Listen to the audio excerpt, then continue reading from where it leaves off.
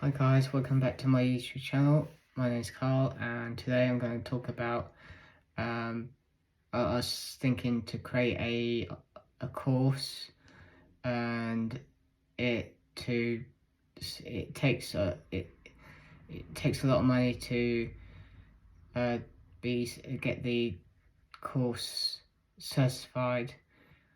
And is this something for employers and for people that want to work with those with autism and ADHD and other disabilities, that it gives them a bit more knowledge on certain behaviour and traits and how what's different scenarios that can possibly come up, and also just try and raise more awareness, because there is a bit more awareness about autism and ADHD, and it's more to help those to be more comfortable being in employment, and that they do not get subjected to victimization or harassment and being discriminated against because they're carrying out a protected act. And it's also just trying to have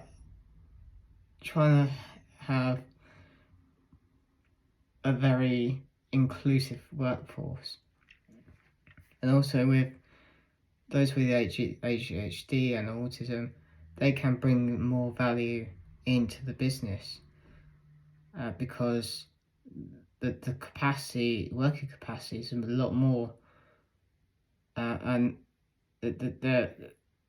so some will concentrate on one thing, and then so if there's a notification, they're onto that, and then they're doing another thing, and it's very hard to meet deadlines, and because there's always distractions, and it's just more trying to raise awareness about to the employers that there's loads of distractions, and there's always something. Oh, well, you need to do this now, or we want you to do this, and then they come back to you and say, well, why didn't you do that job earlier? Because you told me to go over there to do this job, and now you tell me to go back there, so I can't be in two places at once. And then you start to talk to them and say, like, you're talk to them and say that, and it looks like you're undermining their authority, and they just like, how dare you talk to me like this? But you're just expressing your views and opinions, and they're not really understanding. It's just they want things done there and then, instead of thinking, okay, well, why don't we get someone else that is available to do it, where this specific individual is still carrying out the tasks and duties that has been required. And what most employers will do is, oh yeah, we've given you enough notice. So I say, well, okay, so 5 minutes before another session that I'm due to start, and you've not even given me plenty of time to plan for what I'm going to do. That's not reasonable. And they say that is reasonable. Well, how do you define it's reasonable? Well, it's for the business needs. Oh, it's okay for the business, but what about the individual? Does that matter? No, we'll give you notice to do that. Well, as I say to them, I understand there's changes, but you've had an hour and a half to come over to where I'm doing my session and say, all right, we're swapping you with such and such, and this and that, you'll be doing this, and they'll be doing this. Then there won't be any problems. It's given reasonable amount of time to adjust. Because 5 minutes to prepare is ridiculous, and everything's disorganized, and you're anxious, you're frustrated, and you just don't know what to do. And yeah, so in that sense, that these managers that are just they just say, oh, well, your performance is poor, that's how they get rid of you, because they give you unrealistic tasks and duties, and when you challenge them on what they've done, they just influence more to get rid of you. So that's not fair. That's victimization. And so it's just more giving a bit more a bit more guidance, and a bit more guidance for employers and managers to how they conduct themselves to individuals. So this will help quite a lot on everyone's performance and abilities, and that they can get rid of someone with performance, which is someone with a non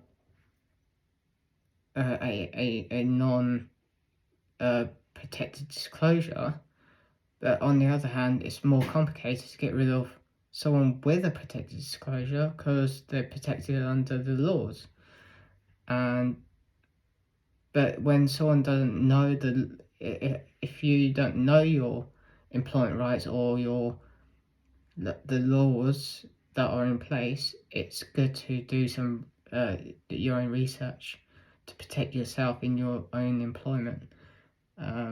This is what I've done over the years, and now I've become all the knowledge is second nature. And if I find something's not right, I will conduct it in a way without a legal term, but a legal obligation to that manager or to that employer. And it's just where I reword things and direct things to them that they start to get very defensive, and then that's where I start to integrate the legislation into law, because then it just means that you know your rights, and then the employer will start to escalate it and try and get rid of you quicker, instead of deal with the situation accurately and civilly, and try and come to a resolution to help you to continue working for that employer. And yeah, I feel that starting a course, and then to run courses, online courses, and online learning materials, so and training for the employees and the employers, which would be really good, I believe, to help all those that actually do need the support they need in the workplace. And also this can be adapted to